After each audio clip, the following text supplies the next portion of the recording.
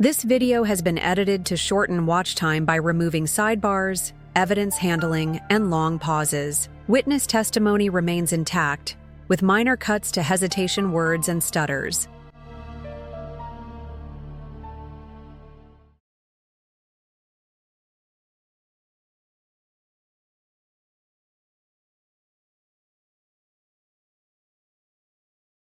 There was no collision.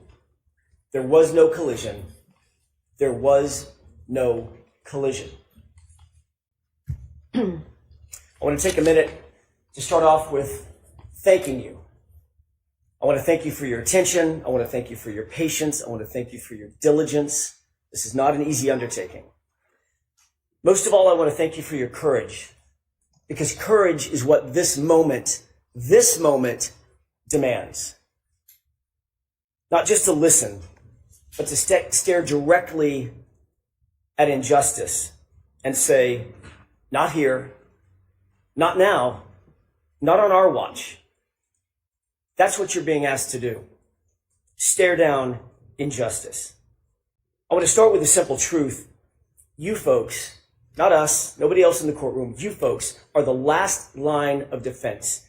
The last line of defense between an innocent woman and a system that has tried to break her, that falsely accused her, that tried mightily to bury the truth. This case was corrupted from the start. It was corrupted by biases, and conflicts, and personal loyalties that you heard about. And most fatally, it was corrupted by a lead investigator whose misconduct infected every single part of this case, from the top to the bottom. In our opening comments to you a few weeks ago, we told you what to watch for. We warned you what to watch for. We begged you what to watch for. Watch for the physical evidence. Pay attention to the medical facts. Pay attention to the science and the physics. But also pay attention to the integrity, the very essence, the integrity of the investigation. But you also saw something during the course of the trial that none of us might have expected, something that should sadden us, something that maybe would anger us. On full display, you saw the lengths to which some police officers will go to protect their own at the expense of the rest of us, at the expense of Karen Reed, an innocent woman. Before we examine the evidence in the case, which we will do, we need to understand the very foundation of the entire system of justice in which we operate. It's the bedrock on which this entire system is built. Reasonable doubt. This isn't just a technicality, and it's not a slogan. It's a constitutional shield that protects the innocent and prevents the government from punishing without proof. The Commonwealth has the high burden to prove every single element of every single charge beyond a reasonable doubt and to a moral certainty. As I said, those powerful words are not just some legal jargon. They're your mandate, they're your obligation, they're your community's protection against injustice. In our system of justice, Karen Reed sits here today presumed innocent, cloaked in the presumption of innocence. That presumption is not fragile. It doesn't just disappear because there's a charge or a badge or a theory. That presumption stands firm unless and until the Commonwealth clears that high bar, the highest bar the law provides. Proof beyond a reasonable doubt and to a moral certainty. That means at the end of this case, at the end of the trial, you think about one or more of the charges, you think, you know what, maybe that's true. It might be true. Then you vote not guilty. If you think it's possibly true or probably true, your vote must be not guilty. If someone among you thinks it's likely true or even very likely to be true, your vote is not guilty. It's because none of those standards, maybe, might be, possibly, probably, likely, very likely, none of those meets the extraordinary burden of beyond a reasonable doubt and to a moral certainty. A moral certainty means a level of confidence so strong, so incredibly unshakable, that you could go home, you would go home, look your loved ones in the eye and say, I am certain. Not probably, not likely. I'm morally certain, and my certainty remains unshakable. The law defines moral certainty as the highest level of certainty known in all human affairs. Think about that. You must be that certain about the entirety, not part of, the entirety of the Commonwealth's case. As we discuss this case, you'll see that the Commonwealth comes nowhere near, nowhere close to reaching that extreme burden of proof. Ladies and gentlemen, on January 28th, 2022, it was a Friday night. John O'Keefe and Karen Reed made plans to meet up with friends, go out for drinks. You saw through video evidence and eyewitnesses that they were affectionate, they were loving, they were in good spirits throughout that evening. They started off at C.F. McCarthy's, which you've heard about, and eventually made their way over to the Waterfall Bar and Grill. When they got there, the Albert family, they were already there. And they were already drinking. The Albert family, it's been established as a very well-known family in Canton. They've got quite the reputation. Brian Albert was at the Waterfall, a longtime Boston police officer. His wife, Nicole Albert, was there. She was with him. His brother, Chris Albert, who was a Canton board selectman, he was there. His wife, Julie Albert, their daughter, Caitlin, and his sister-in-law, Jennifer McCabe, whom you met, and her husband, Matthew McCabe, whom you did not meet. They were all there drinking before John and before Karen ever arrived. But also present at the Waterfall that night was Brian Albert's friend, Brian Higgins. We know that he had a romantic design on Karen. That becomes an incredibly important fact as we discuss the facts of this case. As the bar was closing around midnight, the Alberts invited everybody back to their house. They wanted to keep the night going. But the evidence revealed something interesting, that the invitation to John O'Keefe appears to have been for a different reason, an alternate reason. Think about the video of Brian Higgins and what Michael Proctor in his investigation completely and utterly ignored. Higgins was agitated after a day of drinking, agitated that it was John and not Karen, John with Karen, not him. Recall that ominous text that he sent to Karen with her and John standing just feet away. Well? He got no response. And then we see this.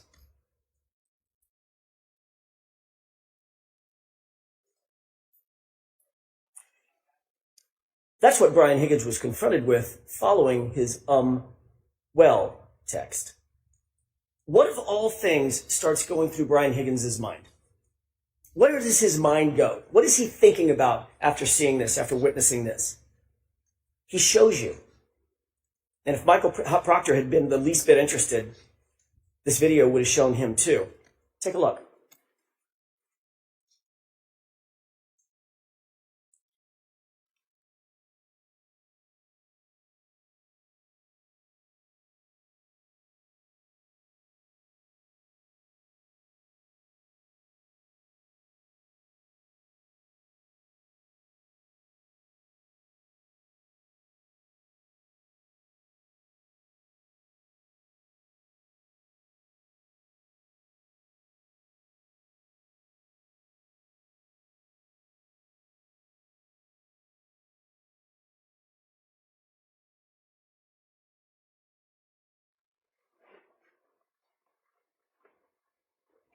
Sparring, practicing, fighting techniques.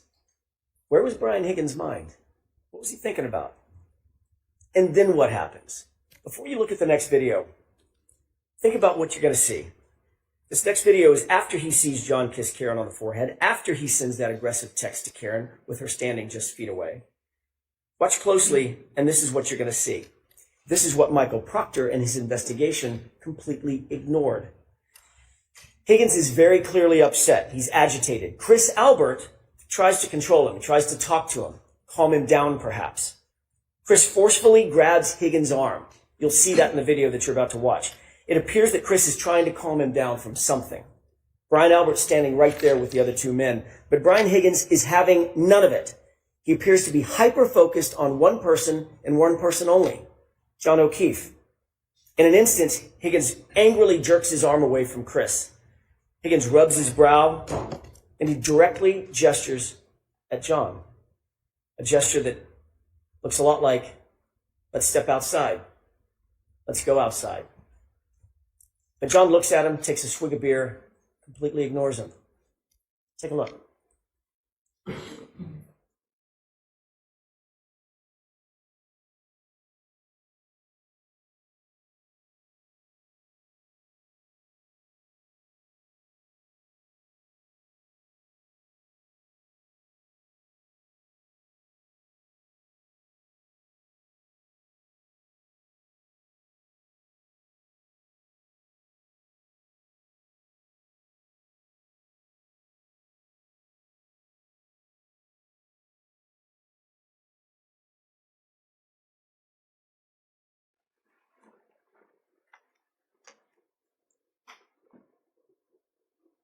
Michael Proctor, the lead investigator in this case, had all this footage, but he did nothing. He had access to the exact same thing that you saw.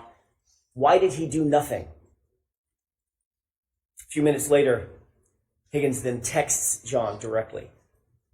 You coming here? 3 question marks.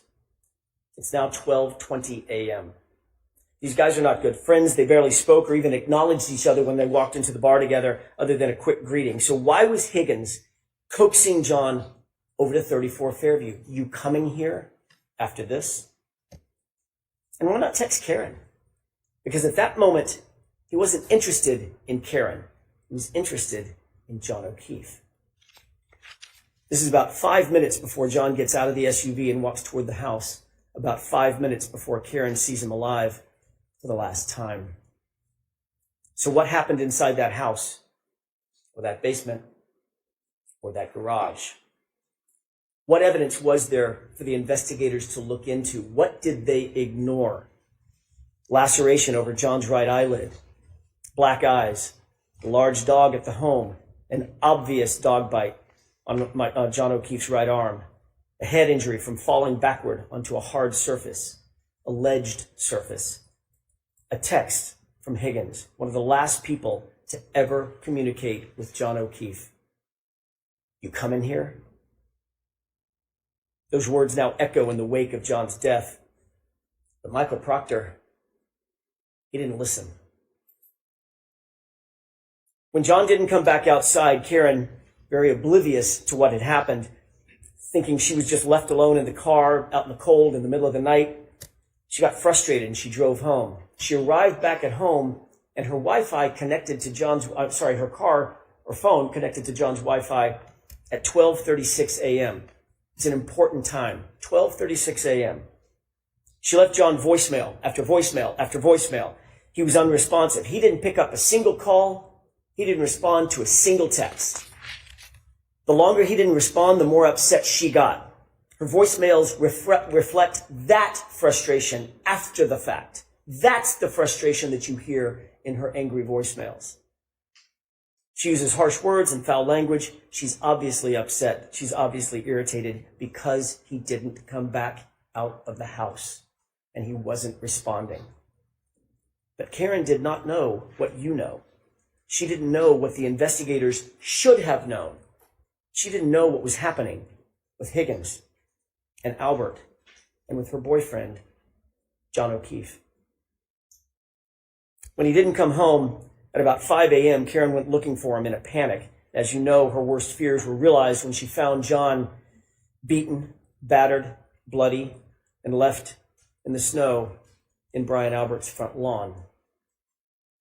At 6 a.m., when Karen found John, you heard about the scene. It was described in detail. It was chaos. To use Mr. Brennan's word in his opening statement, it was bedlam.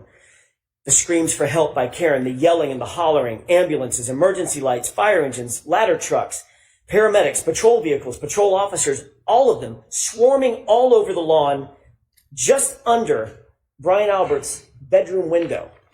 And of course, as you learned during the course of this trial, Brian Albert, a sworn peace officer, a first responder trained in being a first responder, never came out of the house. Never went outside to help a fallen fellow officer who was laying on his own property. Never came out. And you learn through the undisputed evidence that the lead investigator, Michael Proctor, for his part, never went into the house. The Commonwealth has struggled to try to prove that John O'Keefe ended up in Brian Albert's front lawn because he was struck by a vehicle. They have failed.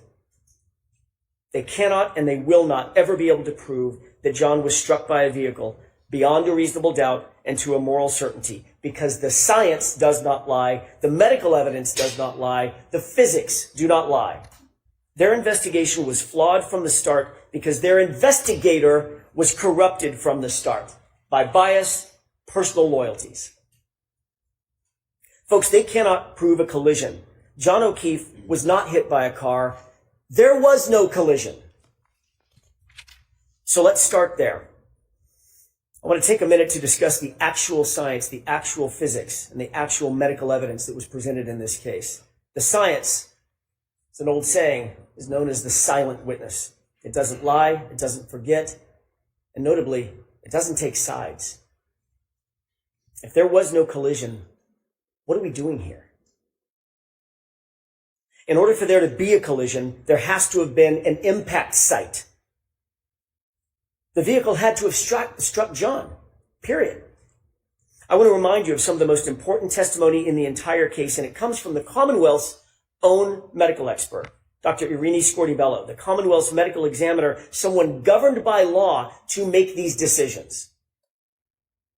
We know that a person struck by a vehicle suffers massive trauma, broken bones, fractures, soft tissue damage, torn ligaments, contusions, soft tissue injury, severe tissue injury, crushing blows. None of that was present with John. None of it.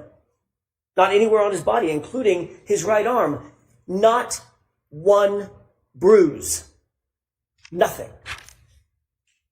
The fact is, the injuries are not from a vehicle impact. Not his head injury, not those scratch and bite wounds. Not a single medical expert, think about this, not a single medical expert called by the defense or called by the Commonwealth has testified that John was hit by a car. Not one. Think about the irony. Not one. It's not just significant. It's literally the most important point in the entire trial.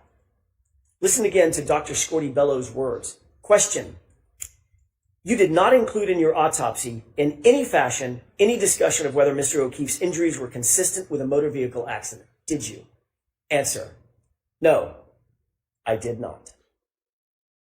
She told you, quote, I did not see any evidence of an impact site, end quote. She was talking about John's body. The Commonwealth's own medical examiner, Dr. Scortibello, performed the autopsy. She did it personally. She's the only one to have personally examined John's body, and she found no evidence of an impact site on his entire body. That in and of itself is reasonable doubt. You don't need anything more. The Commonwealth's case is done. It's cooked. Their own experts said there is no evidence of a collision, no evidence of an impact. If you want to know what an impact looks like, take a look at this. This is what a body looks like after being struck by a car at 25 miles an hour. And this is what a car looks like after hitting a person at 25 miles an hour. These are exhibits from Dr. Welcher, the Commonwealth's expert. John didn't even have a bruise.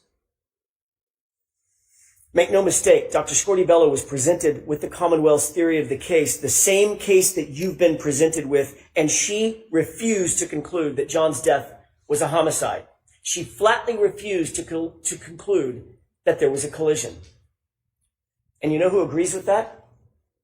That silent witness, the science, the physics, the data. Dr. Wolf and Dr. Rentschler, you just met them recently. They explained they were not initially hired by the defense. They were asked by another agency to conduct their analysis. They looked at the evidence from both sides, not taking a side for the defense or the Commonwealth, completely independent.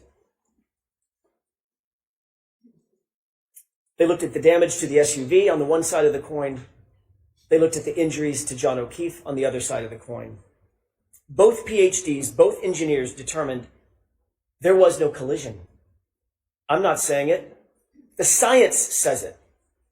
That SUV's taillight was not damaged by striking an arm, and John was not struck by a 6,000-pound SUV. Period. Full stop. Dr. Dan Wolf did the testing on the taillight. Actual testing, not some ridiculous blue paint kindergarten project. He did lab testing. He did field testing. He did data testing. Actual impact force analyses. In every single test at every single speed, the taillight damage was inconsistent with striking an arm. In every test, the taillight damage was inconsistent with damaging the shirt, the sweatshirt. Remember that severe internal damage to Karen Reed's taillight. Not just the outer lens. The internal diffusers were completely smashed, completely shattered. ARCA testing established that all the internal components of every single test taillight, especially the diffusers, remained completely intact.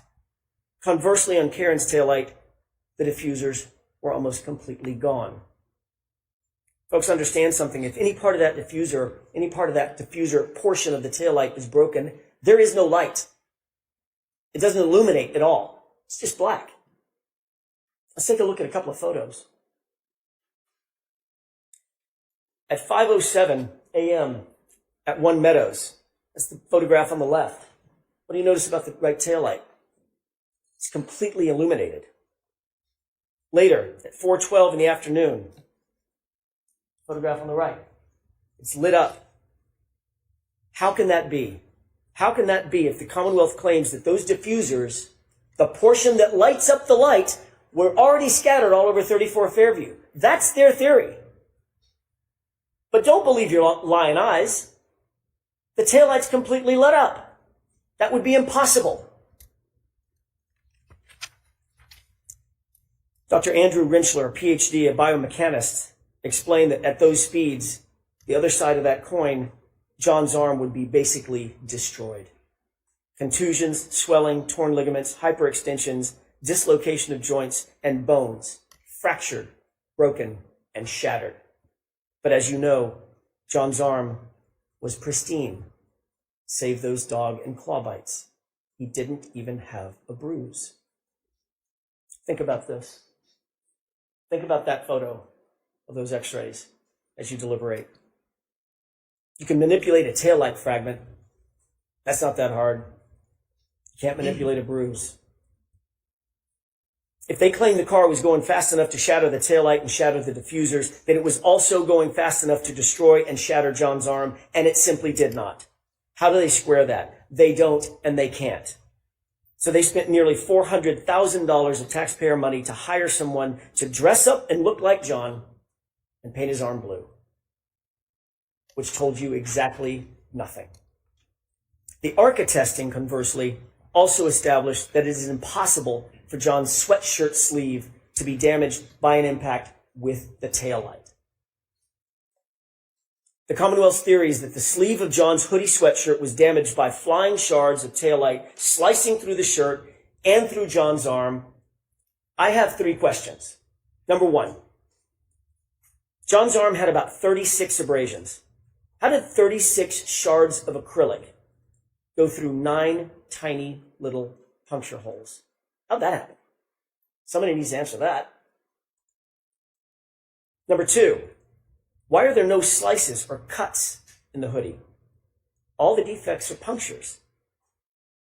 Punctures that you might get from, say, I don't know, canine teeth. And number 3, if the shards cut bloody gouges into John's arm, that's their theory, why is there no blood, no skin, no tissue on a single shard of taillight that they claim came in contact with John's arm? The Commonwealth cannot answer a single one of those questions because John's arm was not impacted by the taillight. It doesn't make sense simply because it didn't happen. Compare and contrast the ARCA experts and their actual testing to Judd Welcher. He came to you in the Commonwealth's case in chief, and he told you that for the better part of $500,000, he'd come in and testify that John was tall enough to touch the taillight with his elbow. That's it. And even in that basic demonstration, He had to lean in to manipulate it, to get the results that he wanted. Dr. Welcher then claimed that the reason he didn't do the reconstruction, the actual testing, think about what he said. There isn't enough evidence to determine what happened. I beg your pardon? What happens when there isn't enough evidence, in his words? You vote not guilty. That's what happens. That's out of his mouth, not mine. The Commonwealth also used the same company, Aperture, to try to establish a time of a collision that never occurred. The Commonwealth called Shannon Burgess, the supposed expert from Aperture. There is a cardinal sin for experts, folks. A cardinal sin. It's called confirmation bias. It's when you decide to change your opinion to fit a theory. The most important takeaway from Shannon Burgess' testimony was how brazen, how shameless he was in trying to change the data to try to suit the Commonwealth. Remember Mr. Brennan's opening statement. He made some promises to you. He said, this case is about the data. He stressed it over and over again. They've had 3.5 years to get this right. The Commonwealth has had this case for 3.5 years to get it right. So his top expert, Dr. Welcher, prepares a report. And that report says that John O'Keefe was struck by Karen Reed's SUV at 12:31:38. Note that time, 12:31:38. He was struck, he was immediately incapacitated, he was immediately unconscious. So says Judd Welcher and the Commonwealth's theory. But there was a huge, huge problem with that. And somewhere in the middle of trial, somebody must have realized it. They must have realized that the very data they produced unequivocally establishes that they are wrong about a collision. It could not have happened. Why? Because John was interacting with his phone after 12:31:38. Remember, the collision immediately incapacitating. How could he be interacting with his phone afterward? He was on his phone, opening his phone, checking his phone, reading texts on his phone, and locking his phone, all of it after 12:31:38, which is the time Welcher clocked for the moment of the impact. And he was taking steps and walking with that phone after 12:31:38 also. That's what their own data showed, and it devastated their case, and it devastated that false theory. There must have been panic, I'm guessing, in the room. What do we do now? The data shows John wasn't struck by the car. What do we do? Enter Shannon Burgess. Question. Can you believe him? Can you believe Mr. Burgess? He came up with a brand new story right in the middle of trial. You might ask yourself, would an expert actually say something he knows not to be true? Would an expert actually say something he knows is not supported by fact? Would an expert shade the truth? You don't have to look any further than Shannon Burgess's CV to answer that question. That was a shame. Even with the pull and push and stretch and manipulation of the time data that Mr. Burgess came in here and told you about, it still shows that John O'Keefe was very much alive and walking around after they claimed he was hit and incapacitated. Think about that. Matt DeSogra looked at Burgess's report and told you that in 30 out of 30 scenarios of the possible time skews that Shannon Burgess identified, he came in the middle of trial and identified all these other time skews that he called it. In every single scenario, John was alive and walking after they said he was hit. And that's a problem for them because there was no collision. Just look at Mr. Whiffen's data, Ian Whiffen. John O'Keefe took 31 steps at a steady rate, about 83 feet, and then think about this, in a westerly direction that would be right toward the house. Remember, it's 78 feet to that garage door. That's not a coincidence.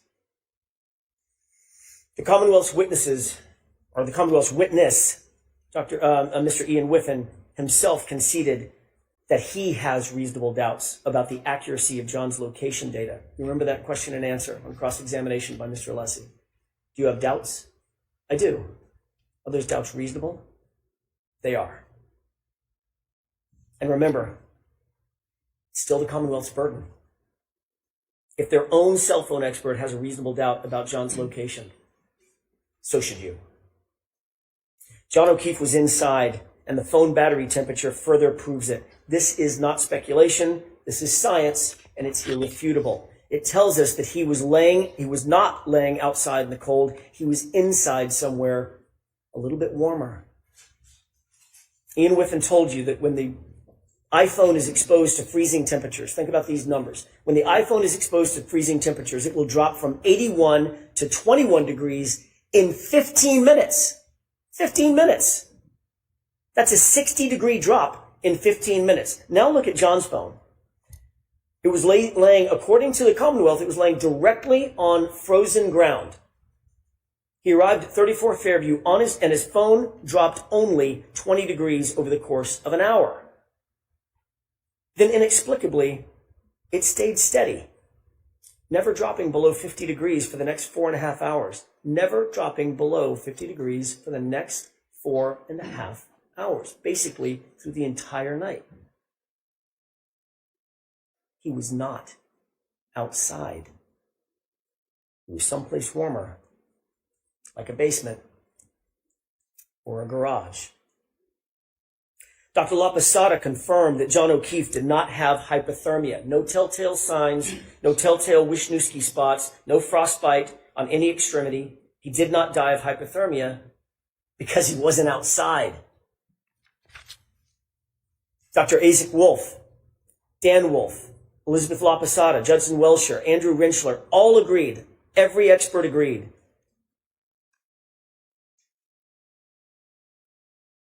This is how John O'Keefe died. A rearward fall from a standing position.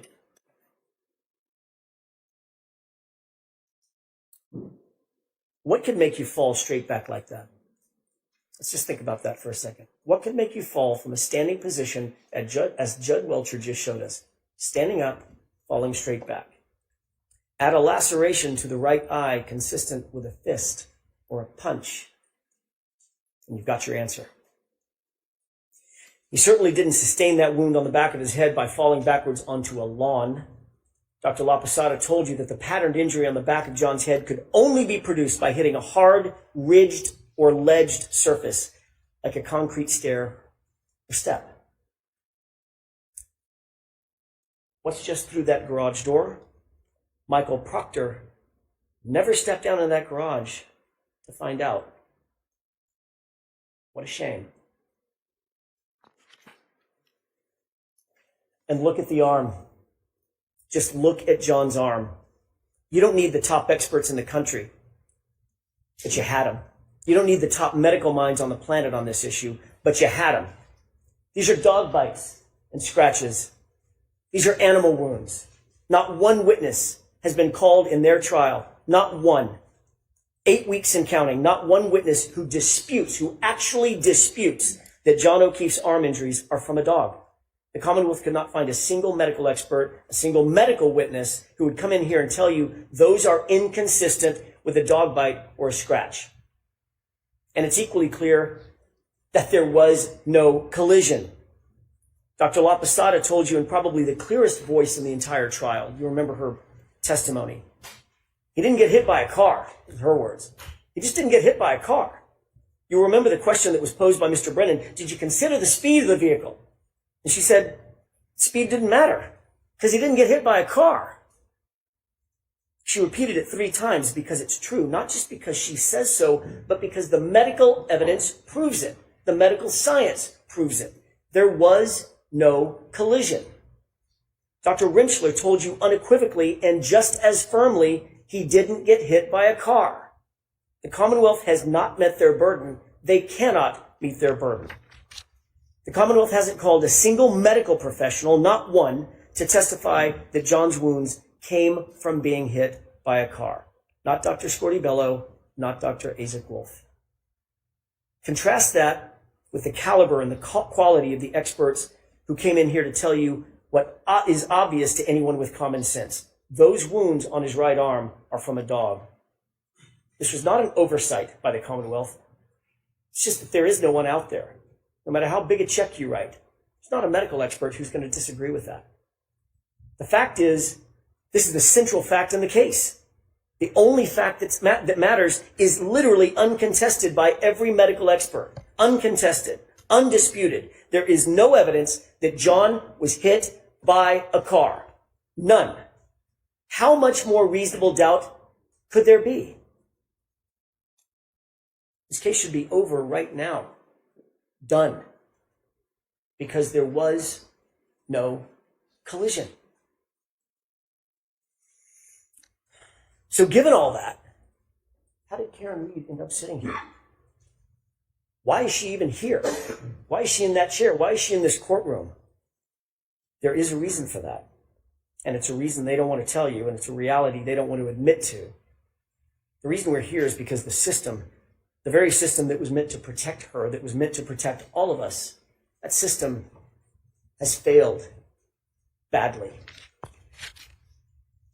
So now let's discuss the facts that were and were not presented by the Commonwealth in this case.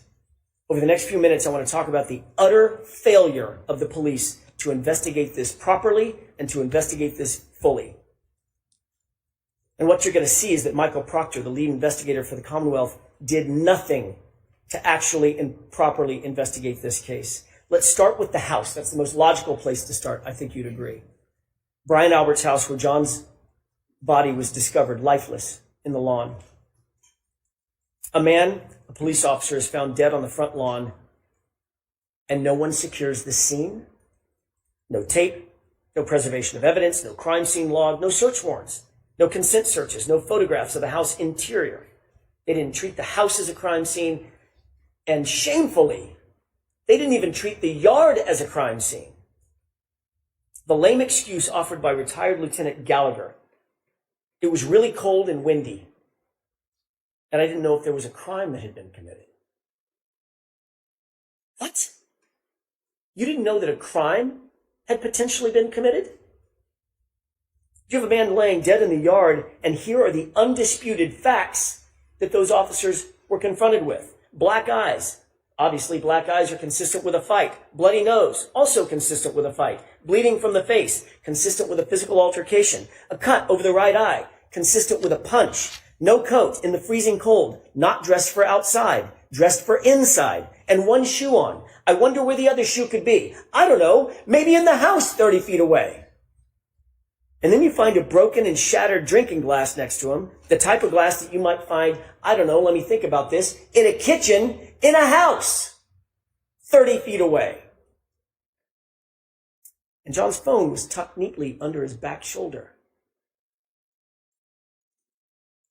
Lieutenant Gallagher actually claimed he did not know it was a potential crime that needed investigating. The neighbor across the street, Detective Lieutenant Kelleher, had a ring camera that was pointed at the exact direction where John O'Keefe would have been hit, and nobody bothered to secure it. Nobody bothered to secure it. Nobody even bothered to look at it. Of course this was a potential crime scene. Of course it was. Let's not forget, this was Brian Albert's house, and that comes with privileges. Quote, is the homeowner going to catch any shit? Nope. He's a Boston cop too. End quote. That quote starts to make a little more sense now, doesn't it? Michael Proctor wrote those words just hours after John's body was found. He sent this in a private chat, in a private text he never, ever believed would ever be revealed. He sent that text in a series of messages that now belong to you. You weren't given the opportunity to hear from Michael Proctor, but you can read his thoughts for yourself. And I urge you, go read them. They're in Exhibit 209, in case you're wondering. But here are the highlights. Proctor starts the conversation, quote, all the powers that be want answers ASAP. He's getting pressure, obviously. Get this done. His friend then asks what Proctor's probably thinking at the time. Quote, I assume you guys are out to make it cut and dry since it involves cops. Something stinks. And Proctor responds, yeah, to the something stinks. And then he goes on, but there will be some serious charges brought on the girl. Think about that. Hours into this investigation, there will be some serious charges brought on the girl. She's a whack job cunt. Yeah, she's a babe. Weird Fall River accent, though. No ass. No ass bitch. She's got a leaky balloon knot. Leaks poo. 0 chance she skates. She's fucked.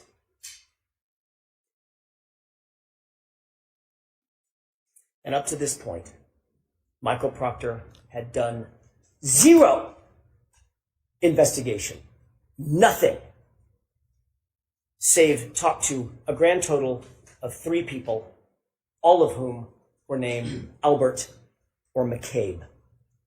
That's it. And this was his mindset. This is the same lead investigator who sent the group chats that you heard about with Sergeant Buchnick. Late night, sitting at his office, rifling through Karen's phone, bragging about looking for naked pictures of her. That text wasn't sent to his buddies or his friends. That text was sent to his supervisors at the Massachusetts State Police, for God's sake. And what was their response? Sergeant Buchanan liked this conduct with a big old thumbs up. He encouraged it. Ladies and gentlemen, a lead investigator every investigator is supposed to be objective, an objective fact finder. No bias, no agenda. Michael Proctor went far beyond just insulting Karen Reed. He dehumanized this woman. He betrayed her as a human being. He was fired for this blatant bias.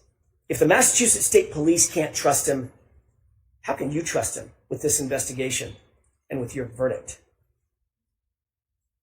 And with Karen Reed's life.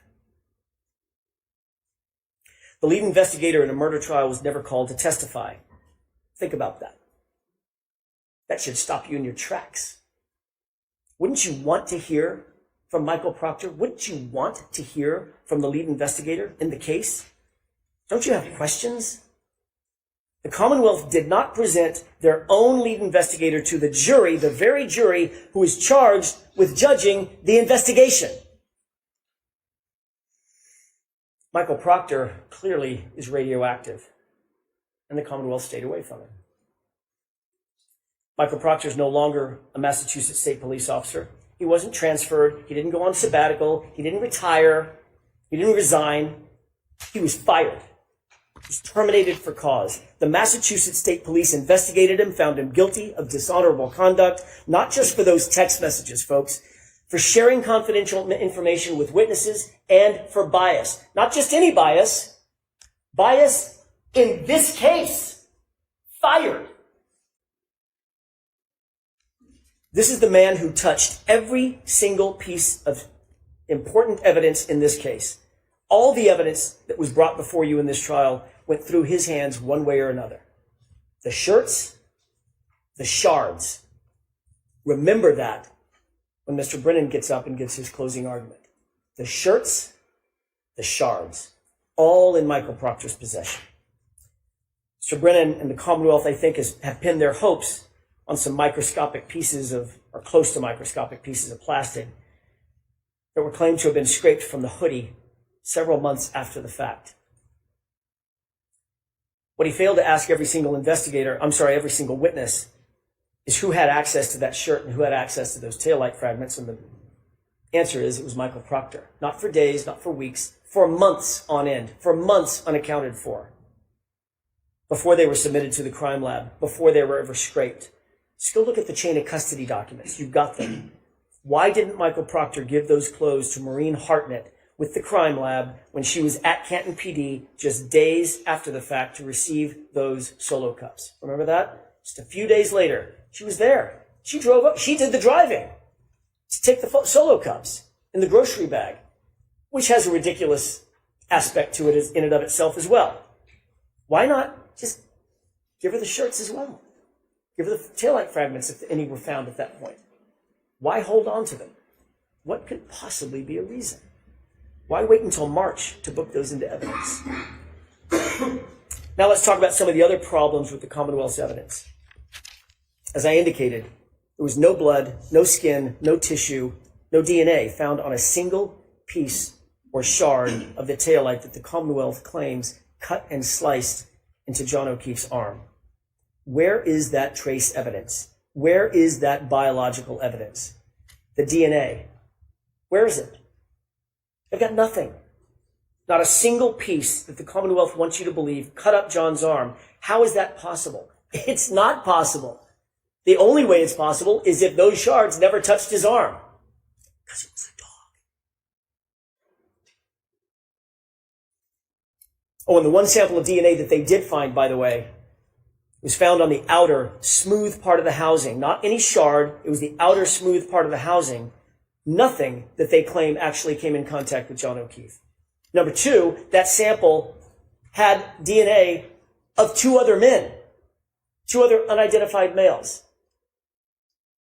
It tells you that that DNA had nothing to do with a car strike. That DNA would be expected to be, John's DNA would be expected to be all over that car. Inside, outside, he had access to that car for months and months and months. He was in and out of it all the time. Show me some blood, then we'll talk. They can't, and they won't because it doesn't exist. That SUV never hit John. The hair found on the bumper. The Commonwealth really stretched its own credibility on this one. That magic little hair on the SUV supposedly survived a 37-mile drive in 47-mile-an-hour winds. But that little magic hair just clung there, just hung on. That same hair that moved in between photos in the Sallyport. Remember that? There were two photos taken, and it was either the breath of the photographer or just the movement of walking by the hair. It literally moved between the two photographs. But that hair is supposed to have hung on in a 37-mile drive in a blizzard? The only thing that hair proves that the Commonwealth is embarrassingly grasping at straws. That hair has nothing to do with anything. But it doesn't stop there. There was another revelation at trial, a big one, a huge one, and it came from a very unlikely source.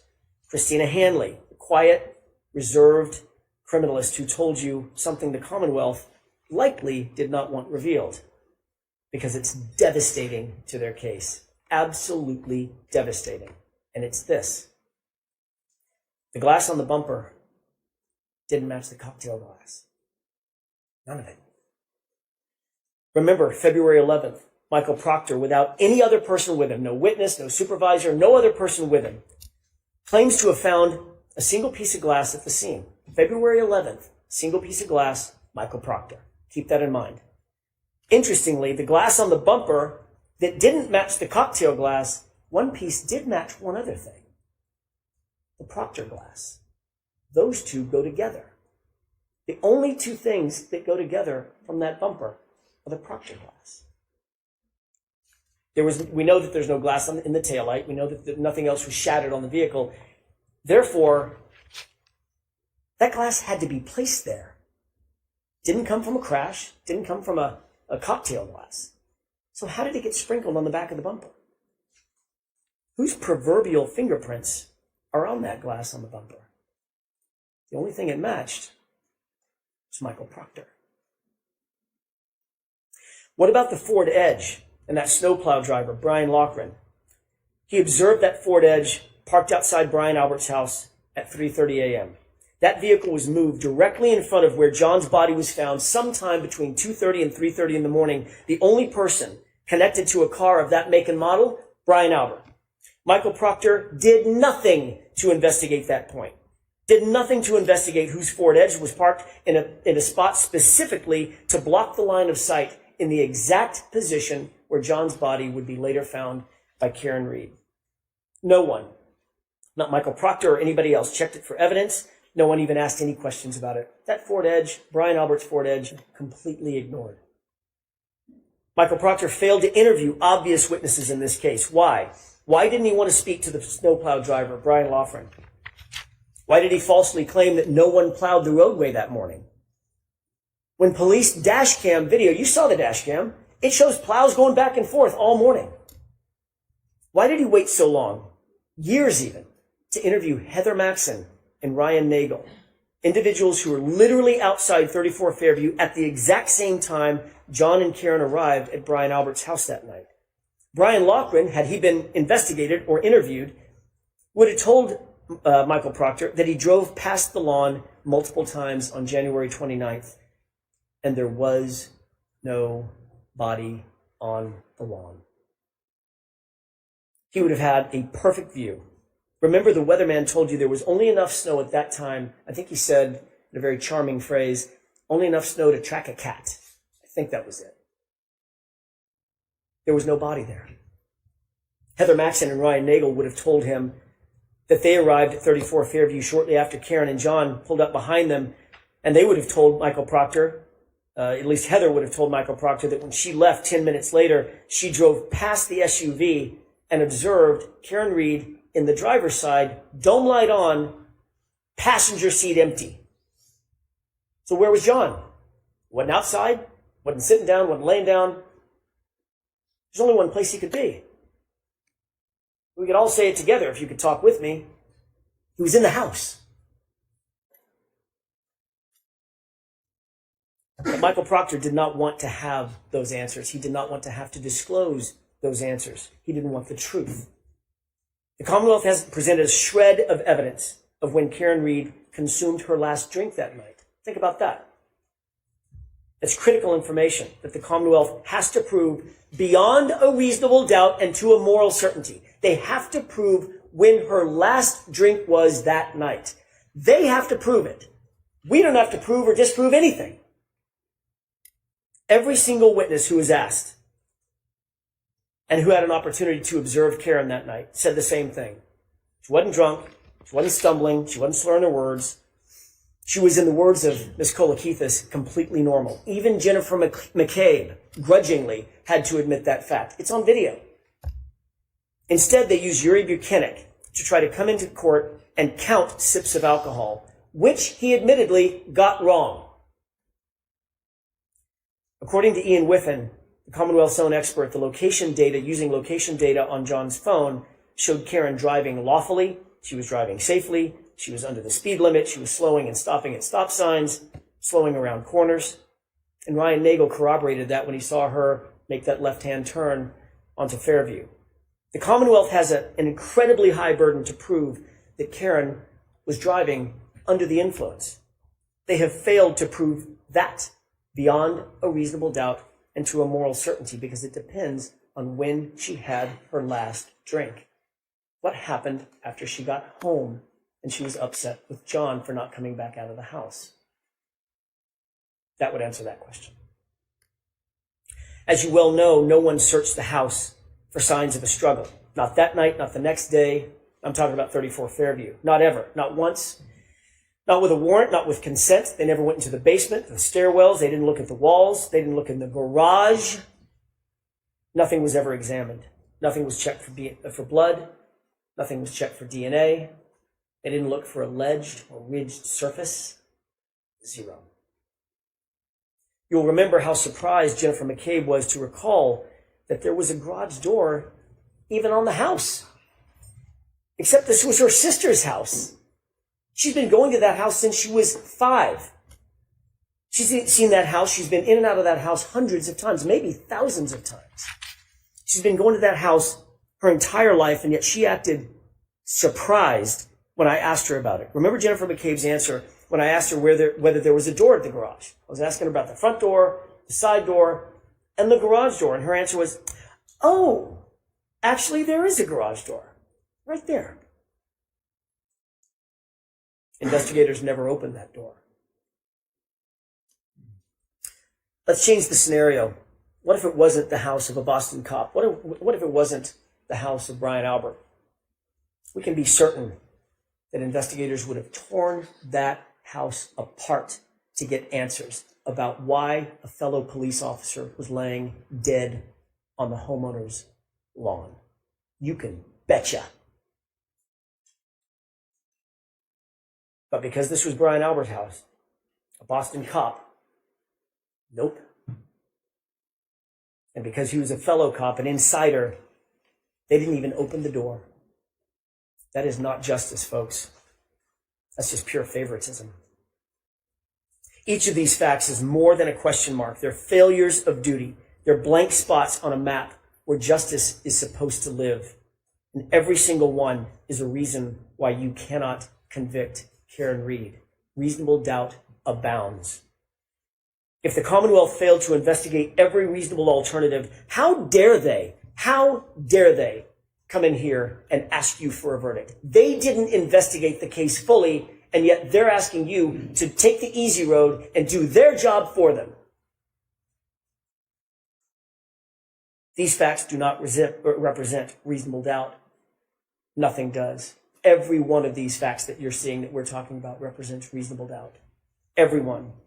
The police and the prosecution are in a position to take people's liberty. It's the most dire and consequential act a civilized government can take against one of its citizens. Their obligation is not just to try to get it right. They have to convince you to the highest degree of certainty known in human affairs. They have to do it all, every bit of it, beyond any and all reasonable doubt. And they have not done that here. And how about the homeowner himself? The host, the first responder, the Boston cop, Brian Albert, who was sparring and practice fighting with Brian Higgins just minutes before John O'Keefe appeared at his house, 34 Fairview. Brian Albert, who was watching Chloe that night, the German Shepherd. Brian Albert, whose phone and his wife's phone were never secured. Brian Albert, who never came out of the house. But that doesn't mean he wasn't awake. It doesn't mean that he wasn't on his phone. Think about this. Jennifer McCabe claimed that her sister and Brian Albert both slept through this complete chaos right outside their bedroom window. But Jennifer McCabe's phone records tell a different story, and they tell the truth. She spoke with them for the better part of a minute, 38 seconds to be detailed about it, at 5:07 a.m. And then she lied about that call. Remember that? What was the reason for that call at 5:07? Was it panic? Was it a warning? We know that conversation took place at the precise time Karen left her house to go search for John, 5:07. We could answer those questions if we just had access to their phones. Brian Albert, Brian Higgins. Michael Proctor wasn't interested in their phones. Not only did he not secure their phones, he never even asked. And what about Brian Albert's dog, Chloe? A dog with a history. A dog that is, quote, not good with strangers. Dr. Russell confirmed that John's patterned injuries were from a dog, just like the dog Brian Albert owned. And then Chloe just disappeared. Not there the next morning. None of the officers that you heard from said that there was a dog in the house. They didn't see her. She was just gone. And then ultimately gotten rid of altogether. Who gets rid of their family pet? Unless they had something to hide. Michael Proctor wasn't interested in that either. And recall the group chat with the Alberts and the McCabes. They were getting their story straight. Matt McCabe, whom the Commonwealth did not call in this trial, instructed the group in that group chat, you'll recall, tell him to say the guy never came in the house. Think about that exact quote. Tell him to say the guy never came in the house. And Brian Albert, the patriarch of the family, exactly, exclamation point. He blessed it. With the truth, as we all know, you don't need to get your story straight. You don't need to tell someone what to say. It's just the truth. And what about the Google search? A Google search that Jennifer McCabe admitted having made. A Google search that was timestamped by Celebrite at 2:27 a.m. A Google search that read, Hosslong to die in cold. It is uncontested and undisputed that that search was deleted. If the 2:27 a.m. timestamp is not true, why does Jennifer McCabe have to lie about it? Why delete it? If the 2:27 a.m. timestamp is not true, why create a false story about Karen screaming Google hypothermia? That's just a fabrication. That's just a made-up fact. And by the way, if someone does tell you Google hypothermia, Why would you Google how long it takes to die in cold? Wouldn't you just Google hypothermia? Jennifer McCabe enlisted Carrie Roberts to help shift the blame to Karen. Why go to that much effort unless you're trying to cover for something? Keep in mind the entire foundation of her claim that Karen said Google hypothermia is this fantasy about Karen screaming it at the location, at the scene. That's her entire excuse. But that story went completely off the rails when Carrie Roberts admitted that she perjured herself to back up Jennifer McCabe's false story. That was a dramatic moment in court. It's an admission of perjury, and you don't see that very often in a courtroom. It tells you everything you need to know about the character and quality of the prosecution's case and their witnesses. Lying and perjury and admitting to it. A fundamental tenet of any investigation is to ensure that witnesses are independent and not influenced by other witnesses.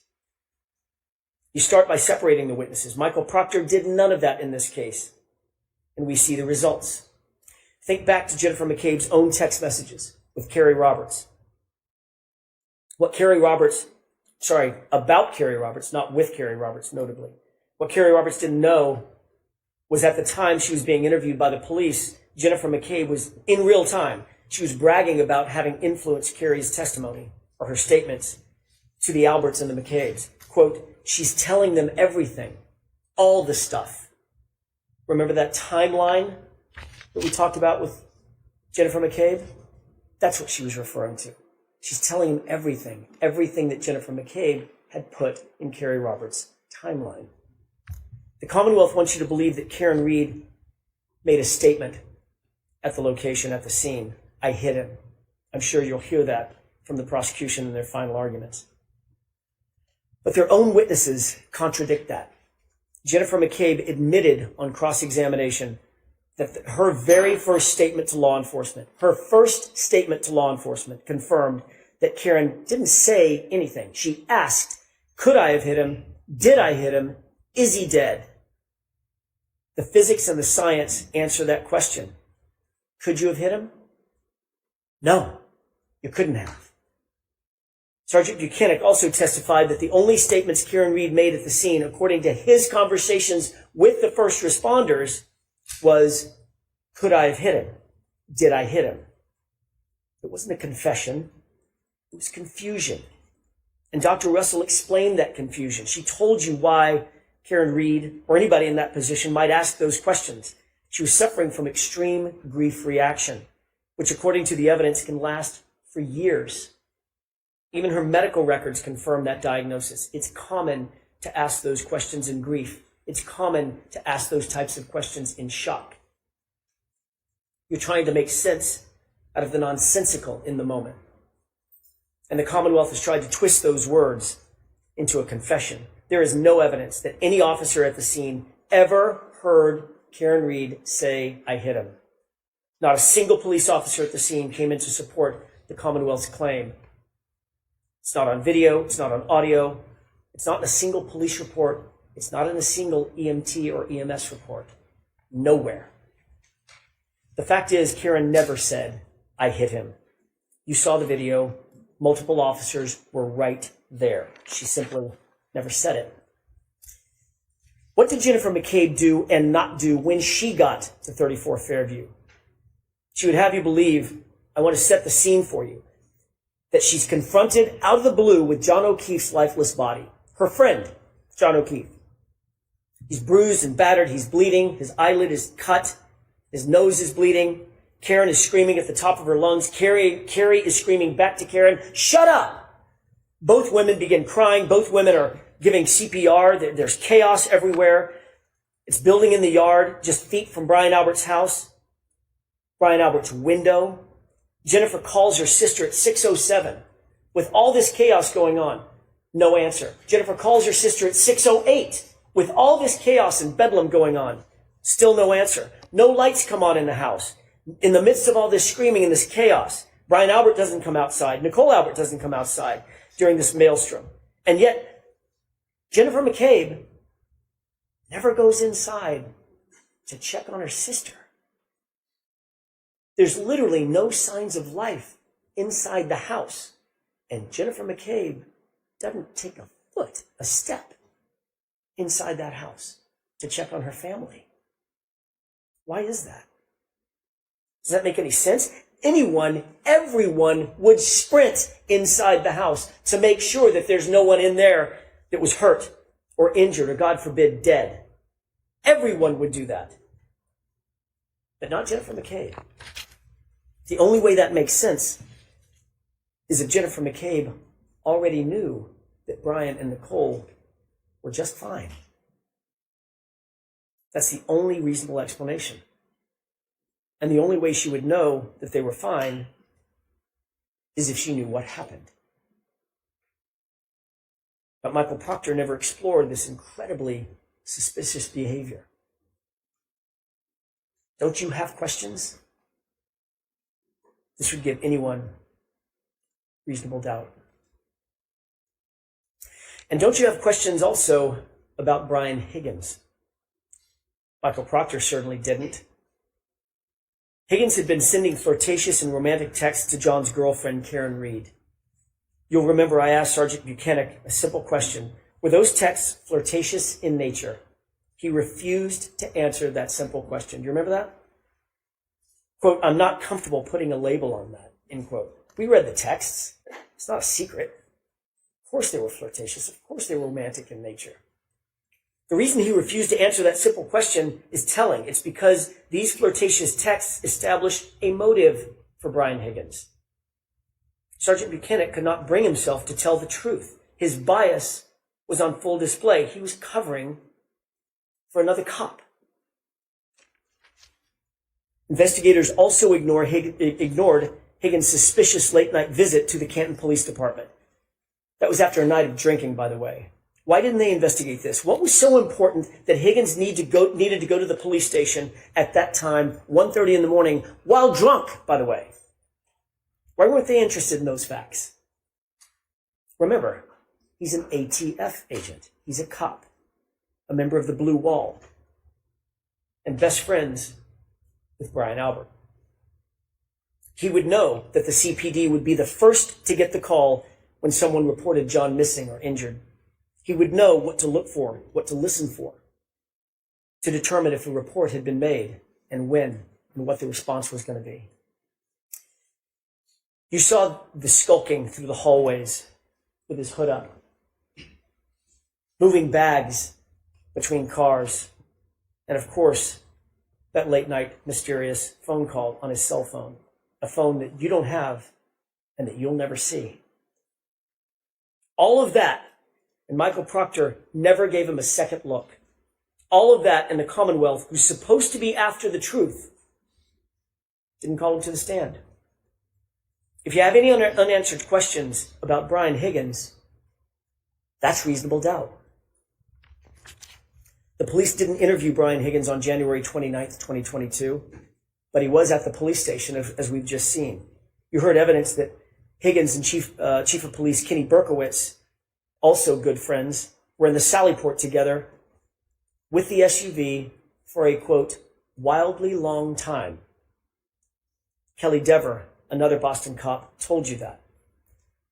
She also told law enforcement agents that she found it, quote, weird that Higgins could have access to that very sensitive evidence, the SUV.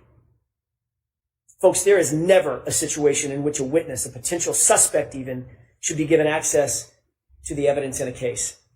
But that's exactly what happened here. Higgins was given unfettered access to that SUV and its taillight nearly immediately, according to Kelly Dever's statement to law enforcement. And it was at that exact time, the exact moments that Higgins would be in that Sallyport, that the 42 minutes of the Sallyport video is just missing.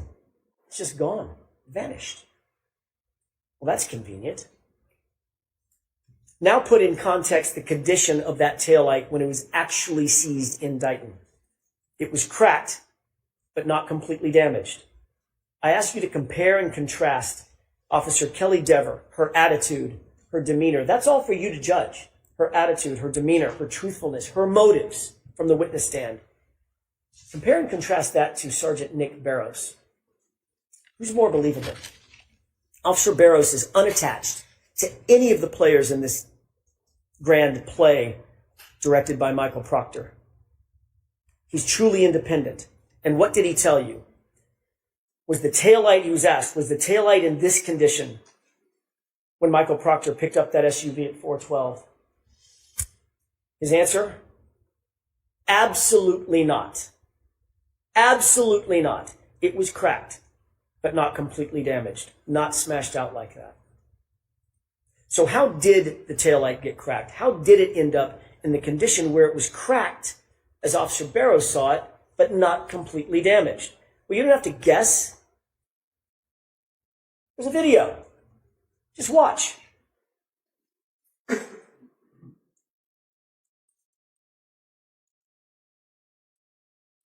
That's how it got cracked. And Judson Welcher's own recreation confirms it. Look at the contact. That's from the Commonwealth's expert. And that further is confirmed by the fact that there were no taillight pieces found in any of the initial searches conducted at the scene. 2 searches, 50-foot area searched. Not a single fragment was found until after Michael Proctor had access to and control of that SUV and its taillight. What does that say about the character and quality of this case? It's revealing what happened here at trial. One of the most dramatic moments probably of the trial, Kelly Dever. How can you trust this investigation when you saw how far a police officer will go? You had a front row seat to the power of police manipulation and police corruption. A front row seat. Kelly Dever was interviewed by a separate law enforcement agency, not a friendly department, not Boston Police Department, not Michael Proctor's MSP, a different independent agency. She told those law enforcement agents in a formal interview that she saw Brian Higgins and Chief Kenneth Berkowitz alone in the Sallyport with the SUV. She was detailed, she was clear, she was unequivocal, she remembered the specifics, she recalled how it made her feel, quote, weird. She recalled how long Higgins spent, a quote, wildly long time, as she described. These are all incredible details to tell law enforcement. She couldn't have been clearer, she couldn't have been more specific. But then she's put on a witness list and she's subpoenaed by the defense. Oh boy. Then this rookie cop was called up to the police commissioner's office. The same commissioner that was the boss of Brian Albert. They have a meeting, a private meeting. And he says, wink, wink, nod, nod, we support you, Officer Dever. What else was said in that meeting? What else is reasonable to believe was said in that meeting? She claimed she couldn't remember. She claimed not to remember if he instructed her to do the right thing.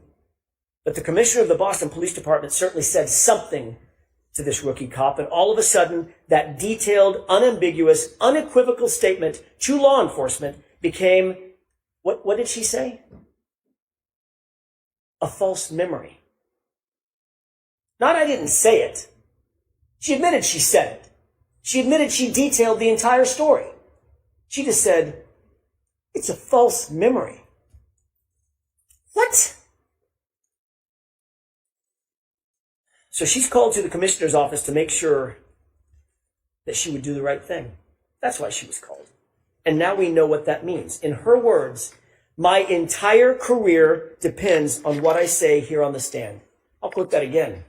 Quote, my entire career depends on what I say here on the stand. You bet it does. That's how it works. And that's how we got here. At the end of the day, you have to ask yourself, can you trust the Commonwealth's case? Can you trust their witnesses? Can you trust their evidence? And here are a few of the highlights. A video that was played in a courtroom and sold as accurate. Turns out it was completely inverted, flipped backward, completely false. The test that formed the basis of their entire theory of the case. Watch closely as Dr. Welcher stands as a surrogate.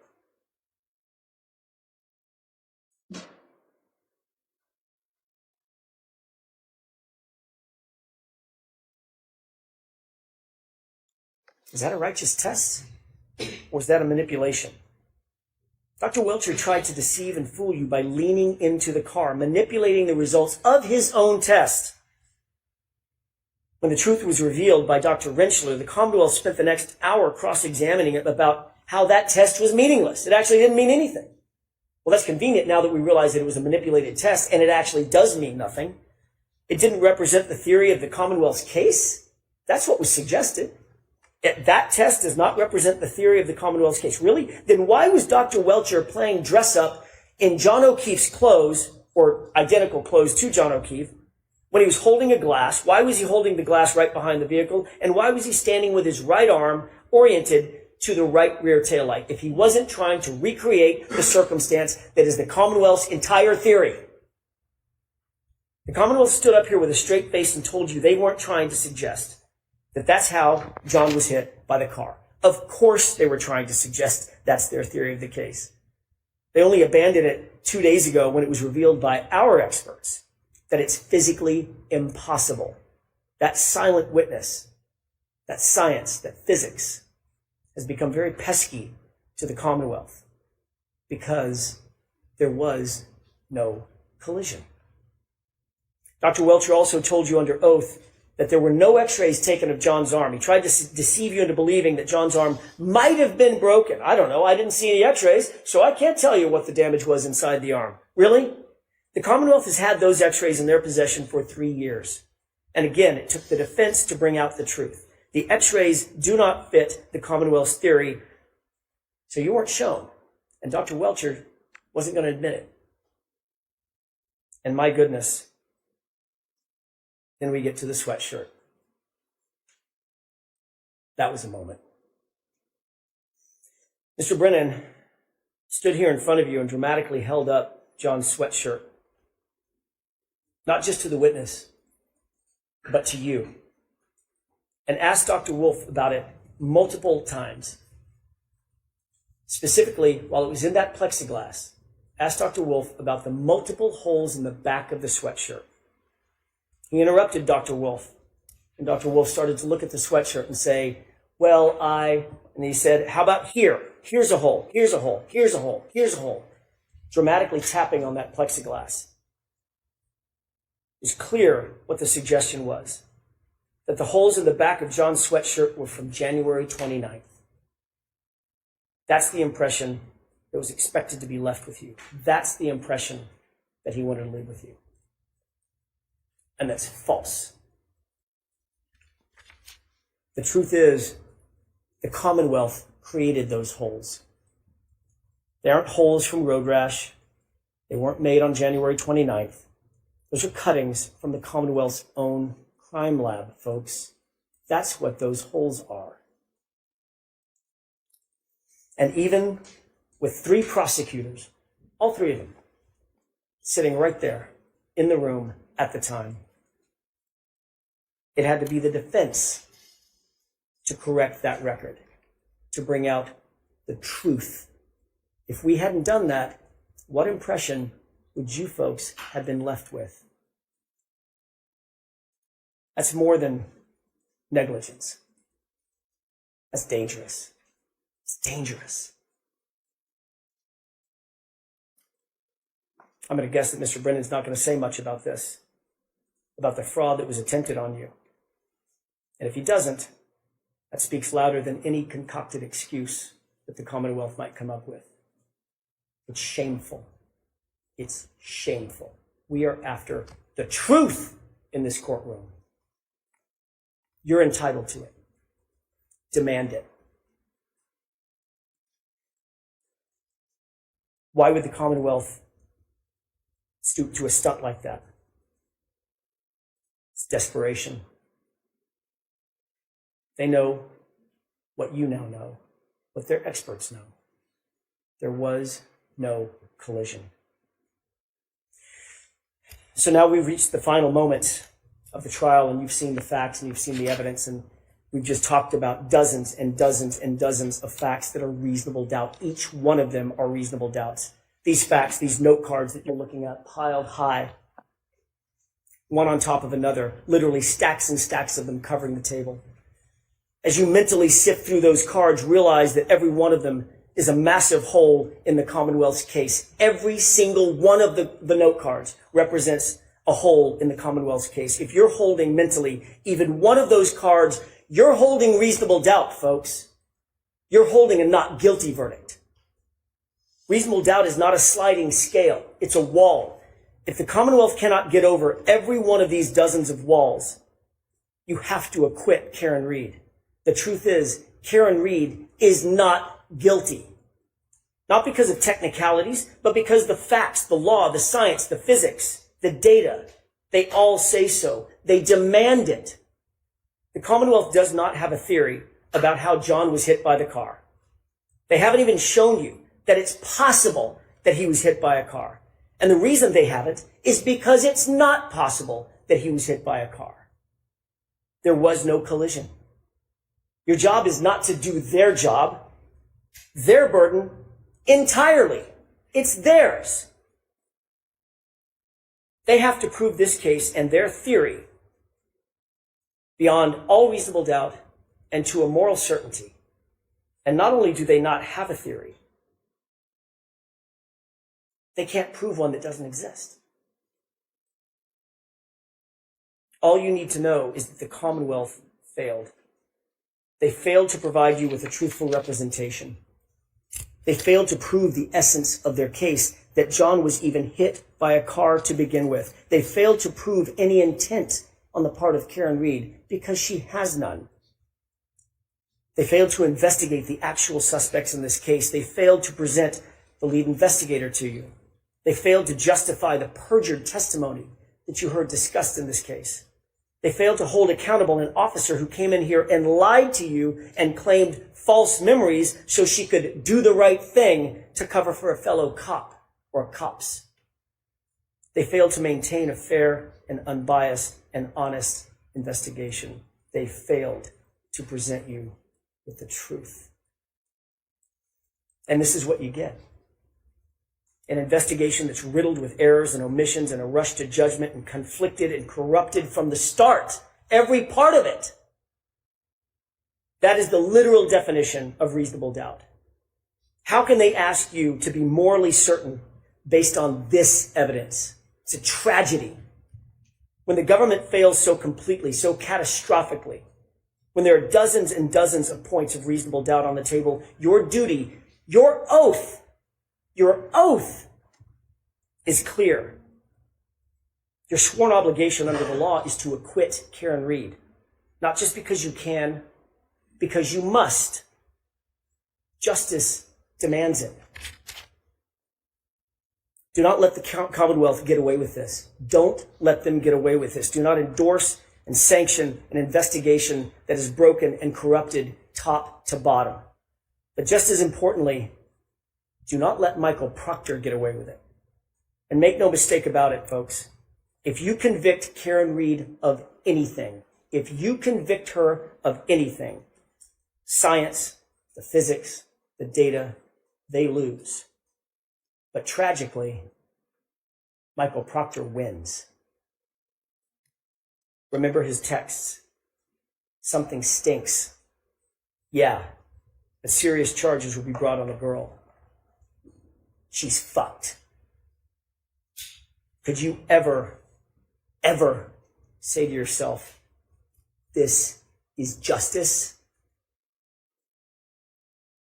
The fact is there was no collision. A car did not kill John O'Keefe.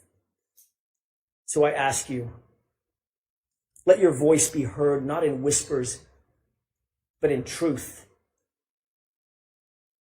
Let the community feel through your verdict that justice cannot be bent and that it will not be buried. Find Karen Read not guilty, not guilty, not guilty. Thank you.